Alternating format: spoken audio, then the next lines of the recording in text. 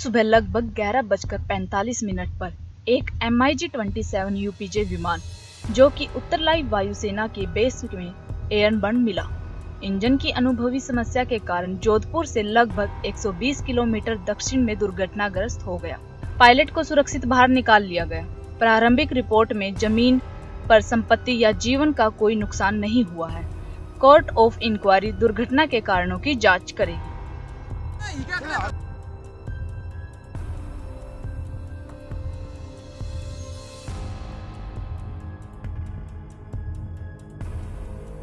SPN 9 news से आंचल की report.